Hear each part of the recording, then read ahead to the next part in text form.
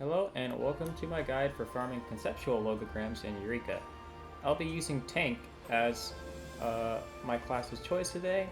I recommend using Tank, although other classes could work. I recommend using Tank because it works best for being able to survive with how I'm going to be chaining the enemies. With that said, we're going to be, at first, before anything, looking at the weather in Eureka and making sure that the correct weather is present, because you can only farm conceptual logograms efficiently during the correct weather.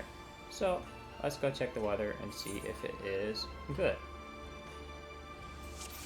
It is not good, so this is a great time to cut to where I show you how to find a good period of weather.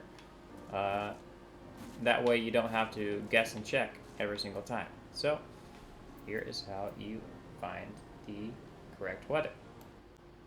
So this is a website that is very useful for checking the weather and when it's going to be occurring in the upcoming times. I will provide a link for this website in the video description so that you can use it as needed. Here, the weather for conceptual logograms is going to be showers and thunderstorms, so you can check those two at the bottom.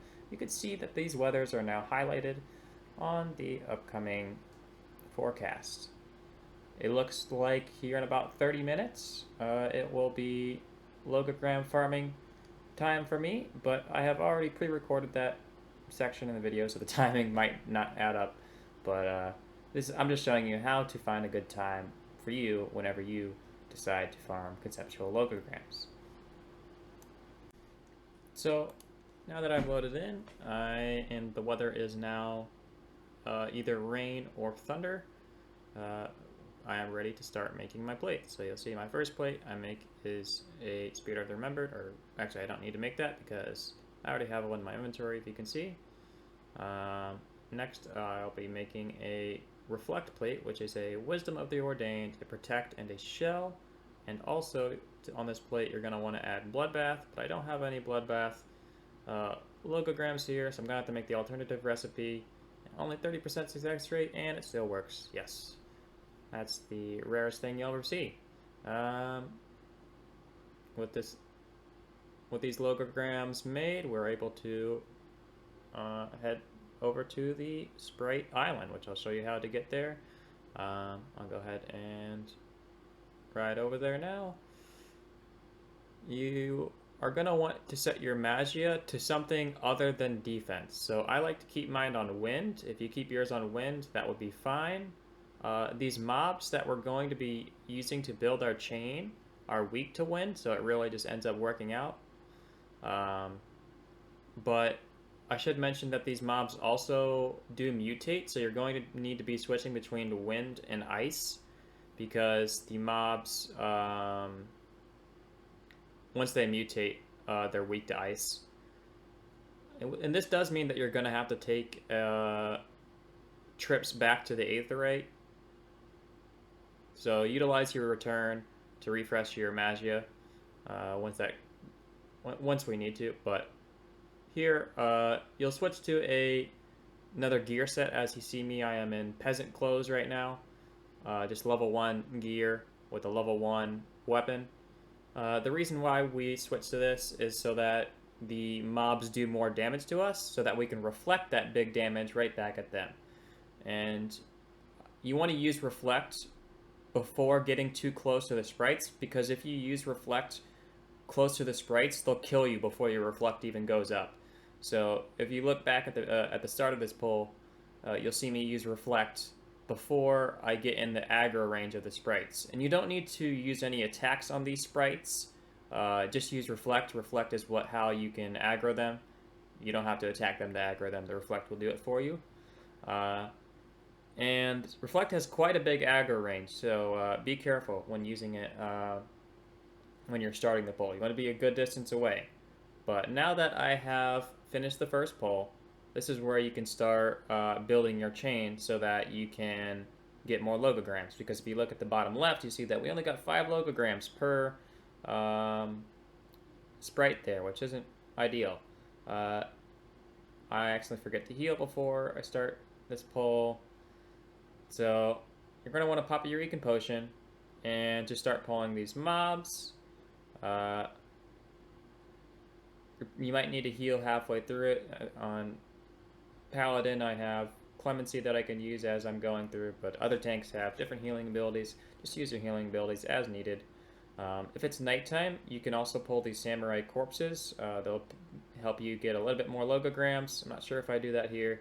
Looks like I don't. But I would recommend pulling the Samurai Corpses as well. Just for the extra logograms. At this point, you just need to kill the mobs here, but you do want to save 2 mobs, and that's because if you kill all of these mobs early, then you won't be left with any mobs that you can use to keep your chain up. If you pull these 2 samurais here, the 2 samurais end up surviving the longest because they are a different element, and it ends up working out really nicely because you don't have to worry about accidentally killing too many of them. But my bloodbath ran out of usage there, so it's on cooldown, so I'm just having to heal myself as my bloodbath is coming back up. And once my bloodbath's back up, I get right back into the AoEing, and I have to be quite careful not to kill them, so I'm not using any dot AoEs. If you're a Dark Knight or a Paladin, you have a AoE dot that wouldn't be good to use towards the tail end of your pull because you might accidentally kill too many. You do want to leave 2 of them alive. You can see I'm single targeting a couple of them so that I'm only left with 2. You're going to drag these 2 remaining mobs over to the starting area of where the sprites are. I like to stay in this little square here. It's a nice visual indicator of a safe spot to start your pull and use Reflect. At this point, I'm just waiting to kill these mobs in order, when my chain gets low, I'll kill one of them, and for the last one, I'll kill the last one whenever I see the sprites respawn. You have plenty of time. You don't have to worry about perfectly timing the death of these mobs, like exactly at the chain is about to drop at like 10 seconds left. You could kill them like right now, even like with 20 seconds left. Yeah, you see, I do that. I have plenty of time, and the sprites will respawn here in about 30 seconds or so.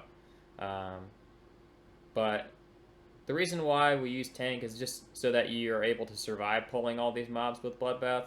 DPS might have a little trouble doing it. Tank has extra tenacity and such that they're able to survive. And you see that I use Reflect here before I start the pull, like I had mentioned. Again, I can't stress enough to not attack these enemies, especially the Thunder Sprites. The Thunder Sprites will kill you if you attack them at all. So, or once they'll cast a move, I think it's called like, I forget what it's called, but they cast a spell that puts a shield on them that will do damage to you if you attack it. And if you have level 1 gear, that damage that is countered to you will kill you. Pretty much instantly. So do not attack these sprites, not use your AoE. Your level 1 damage ain't gonna help anyways. So just use Reflect, because that's the safest way to do it. And see, this time you can see that I'm getting 10 drops and 15 drops at the end here, which is a lot more than 5. It's a little bit more than double what we got last time, which is a lot better. And at this point, it's just rinse and repeat, and you switch back to your level 70 gear set, and you want to wait until your HP is back to full, and you are ready for the next pull. At this point, again, like it's just repeating the cycle, so there's really not much more to explain. I hope you have a decent time farming conceptual logograms, and you're able to get the logograms that you need. Thank you for watching.